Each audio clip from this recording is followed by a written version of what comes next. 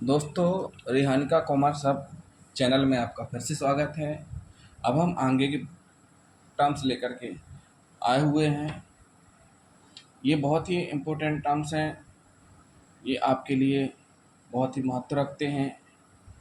इनको जानना बहुत ज़रूरी है, इसलिए आप हमारे पूरे वीडियो देखते जाएं। ऐसा नहीं कि आप पुराने वीडियो ना देखें, एक वीडियो देखें तो आपको एक वीडियो में समझ में नहीं आएगा।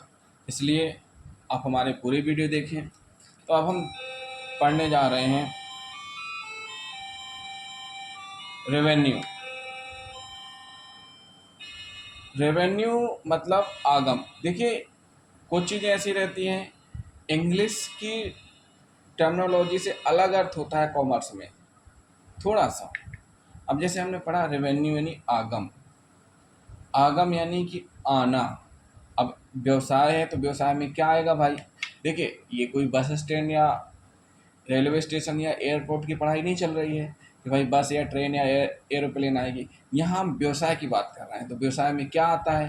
व्यवसाय में आय आती है, राशि प्राप्त होती है। तो रेवेन्यू का मतलब होता है आगम। और आगम भी कैसा होता है? आगम मतलब माल के विक्रय से प्राप्त या प्राप्त राशि जो प्राप्त होगी या जो प्राप्त हो चुकी। मतलब सीधी सी बात है, आपका व्यवसाय है, आप अगर होलसेलर का व्यवसाय कर रहे हैं, कोई भी XYZ व्यापार कर रहे हैं, तो आपके व्यापार में जो भी माल तैयार हुआ है, चाहे वो कच्चा माल हो चाहे तैयार माल हो, जो भी माल आप तैयार करते हैं, जैसा भी स्टॉक है, आप उसका विक्रय करेंगे। विक्रय करने से जो राशि प्राप्त होगी उसको आगम कहते हैं। अब एक बात और ध्यान रखने वाली बात है, ये जो राशि प्राप्त होती है वो नियमित स्रोत से प्राप्त होती है और नियमित प्राप्त होने वाली राशि होती है। मतलब ये कोई ऐसा नहीं होता कि आज प्राप्त हो गई तो कल नहीं होगी, कल हो गई तो परसों नहीं होगी। जो प्रोडक्शन आपका डेली चल रहा है भाई, प्रोडक्शन भी डेली होगा तो माल भी सप्लाई होगा, और जब माल सप्लाई होगा तो भाई डेली होगी राशि की प्राप्ति। तो सोर्स क्या होगा? नियमित सोर्स होगा। तो नियमित सोर्स से प्राप्त होने वाली राशि को आगम में माना जाता है। कभी कभी हम क्या करते हैं, पुरानी संपत्ति या किसी अदर बड़ी संपत्ति जो फिक्स संपत्ति रहती है उसका हम विक्रय करते हैं। जब भी संपत्ति का विक्रय होता है उससे जो राशि प्राप्त होती है उसको हम आगम नहीं मानते हैं। क्यों? क्योंकि वो हमारे माल के विक्रय से प्राप्त नहीं हो रही है।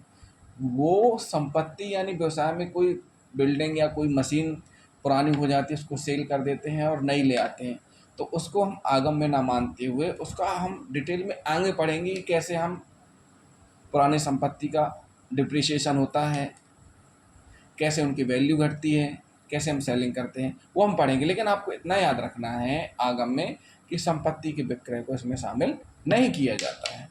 अब बात आती व्यय। व्यय देखिए, एक्सपेंडिचर। व्यय नाम से ही एक्सपर्ट है, क्लियर हो रहा है, नाम से ही समझ में आ रहा। व्यय यानी कि आज की डेट में बिना व्यय किए आपका धंधा चल ही नहीं सकता है। एक व्यवसाय है, व्यवसाय में संपत्ति, माल, सेवा, इनको खरीदते हैं। इनके बदले में जो भी खर्चा होता है, जैसे माल आया हमारा गाड़ी से तो गाड़ी का खर्चा हो गया, माल आया किसी दलाल के माध्यम से तो ब्रोकरेज हो गया, माल आया कहीं से भी तो उसमें भी आ जाता है। तो भाई ये जो खर्चा है, ये जो उस सेवा की उस बदले दी जा रही है, उस संपत्ति के क्रय करने के बदले दी जा रही है, वो माल के क्रय करने के बदले में जो हम दी जा रही है उसको हम व्यय कहते हैं। और व्यय कितने रूप से दिया जा सकता है? राशि के रूप में भी हो सकता है, नगद राशि देते हैं। हो सकता है कि जैसे हमने सामने वाले से डील की कि आप हमको 100 बाइक दिला दो, एक बाइक हम आपको दे देंगे, तो ये भी एक खर्चा हुआ भाई। उसने डीलिंग करवा दी, वहाँ से हमारी डील हो गई, तो ये कहलाता है संपत्ति का हस्तांतरण। मतलब संपत्ति का एक भाग बतौर व्यय के रूप में हम दे देते हैं। दायित्व का उत्पन्न होना अर्थात ऋणी होना। कभी कभी क्या होता है, इन व्ययों से हम लेनदार भी हो जाते हैं। मतलब लायबिलिटी जो उत्पन्न हो जाती है व्यवसाय की, यानी कि हमको ये रहता है कि भाई हम धीरे धीरे करके दे देंगे या इकट्ठा नहीं दे रहे हैं, तो ऐसी स्थितियां भी हो जाती हैं। इस तरीके से भी व्यय का भुगतान किया जाता है। अब बात आती है, व्यय भी डिवाइड किया भैया, व्यय भी बहुत डिटेल में है। तो व्यय कैसा डिटेल में है, मतलब इसका रूप भी बड़ा है। इसके दो पार्ट्स हैं, एक है पूंजीगत व्यय और एक है आयगत व्यय। अब बात आती है भाई, पूंजीगत व्यय क्या है। तो पूंजीगत व्यय ये उस व्यय को कहते हैं जब स्थायी संपत्ति की क्रय या उसके मूल्य बढ़ाने में जो व्यय किया जाता है। जैसे कोई भी स्थायी संपत्ति है, उसको खरीदना है, या कोई भी स्थायी संपत्ति है, उसका मूल्य बढ़ाना है। तो भाई मूल्य बढ़ाना पड़ेगा तो रिपेयरिंग करवानी पड़ेगी, उसमें थोड़ा सा पॉलिश या कुछ ऐसा करवाना पड़ेगा जिससे वो अच्छी कंडीशन में आ जाए। तो कहीं ना कहीं वो चीज़ें हुई, या तो क्रय करने में भी आपको स्थायी संपत्ति में व्यय आएगा, या फिर अगर स्थायी संपत्ति आपको बेचना है या उसकी वैल्यू रखनी है तो उसके लिए भी आपको कुछ ना कुछ तो करवाना पड़ेगा। अब लेकिन एक चीज़ ये भी है कि इनमें जो व्यय होता है उसका फ़ायदा आपको तुरंत नहीं मिलता है, ये धीरे धीरे पता चलता है। अब जैसे हमने 1 करोड़ की कोई मशीन खरीदी, तो भाई एक दिन में तो फ़ायदा होगा नहीं, पहले तो 1 करोड़ की राशि निकलेगी, फिर उसके बाद जो एक्स्ट्रा होगा वो समझ में आएगा कि हाँ फ़ायदा हो रहा है। तो ये स्थायी संपत्ति पर जो व्यय किया जाता है उसका जो लाभ तुरंत नहीं मिलता है, तो ये कहलाते हैं पूंजीगत व्यय। अब पढ़ते हैं आयगत व्यय, रेवेन्यू एक्सपेंडिचर।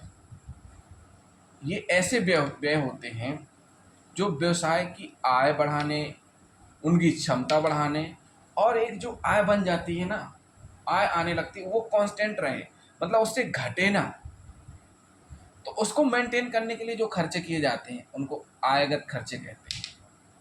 अब जो आयगत खर्चे हैं, इनका जो प्रॉफिट है, जैसे हमने, आप लोग देखते होंगे टीवी में कि Dream11 का या अदर भी ऐड आते रहते हैं, तो ये सारे के सारे आयगत व्यय होते हैं। क्यों? क्योंकि उन्हें उन आय बढ़ाने के लिए ये व्यय किए जा रहे हैं। पूर्ण लाभ चालू वित्तीय वर्ष में ही प्राप्त हो जाता है, यानी कि एक वर्ष के अंतर्गत ही प्राप्त हो जाता है। सीधा सीधा हम ये कह सकते हैं कि व्यवसाय को बढ़ाने के लिए, आय बढ़ाने के लिए, उसकी क्षमता बढ़ाने के लिए व्यवसाय में जो भी व्यय किए जाते हैं उनको हम व्यय कहते हैं। यानी जो भी आप एक्स्ट्रा खर्चे करते हैं उनको हम व्यय कहते हैं। तो दोस्तों, ये रहा हमारा रेवेन्यू और व्यय का वीडियो। आपको अगर हमारा वीडियो पसंद आया है या आया हो तो हमारे चैनल को सब्सक्राइब करें, वीडियो को लाइक करें और शेयर करें। Thank you.